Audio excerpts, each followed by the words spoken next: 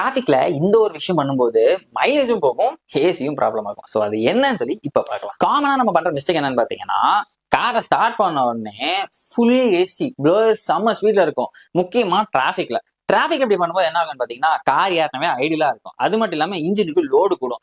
இன்ஜினுக்கு load கூடும் போது என்ன ஆகும்னா, கம்ப்ரஸரும் சரி இன்ஜினும் சரி டேமேஜ் ஆகும். இது ஏன் அப்படி ஆகும் அப்படின்னு பாத்தீங்கன்னா, நம்மளோட இன்ஜினுக்கு பக்கத்துல தான் இந்த கம்ப்ரஸர் கனெக்ட் ஆயிருக்கும். ஸோ அப்ப என்ன ஆகும் அப்படின்னு பாத்தீங்கன்னா, இன்ஜின் லோ ஆர்பிஎம்ல ஸ்ட்ரெஸ் அதிகமாகும். ஸ்ட்ரெஸ் அதிகமா இருக்கும்போது உங்களுடைய ஃபியூல தான் அடி வாங்கும். அண்ட் அது மட்டும் இல்லாம ப்ராப்பரான ஏர் சர்க்குலேஷன் இல்லாதனால கம்ப்ரஸர்லயும் ப்ராப்ளம் ஆகும். ஸோ மெயினான விஷயம் நம்ம என்ன பண்ணணும் அப்படின்னு பாத்தீங்கன்னா, காரை ஸ்டார்ட் பண்ண உடனே ஒரு 30 செகண்டுக்கு நம்மளுடைய விண்டோஸ் எல்லாத்தையும் டவுன் பண்ணிக்கணும். அண்ட் அது மட்டும் இல்லாம ஏசியை வந்து ஃபர்ஸ்ட் ஃபுல்லா ஆன் பண்ணக்கூடாது.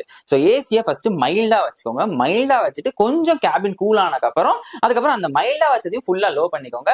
ஸோ இப்படி பண்ணும்போது மைலேஜும் ட்ராப் ஆகாது, பிளஸ் உங்களுடைய ஏசியோ இந்த கம்ப்ரஸருக்கு எந்த ஒரு ப்ராப்ளம் இல்லாம நீட்டா இருக்கும். அதனால கண்டிப்பா டிராபிக்ல இந்த ஒரு முக்கியமான விஷயம் ஃபாலோ பண்ணுங்க, இல்லைன்னா நிறைய செலவுக்கு வரும். ஸோ நெக்ஸ்ட் எபிசோட்ல நான் சொல்ல போற இந்த ஒரு சவுண்ட் வந்துச்சுன்னா இக்னோரே பண்ணாதீங்க, இல்லைன்னா பெரிய பிரச்சனை ஆயிடும். ஸோ அது என்னன்னு சொல்லி அடுத்த வீடியோல பார்க்கலாம்.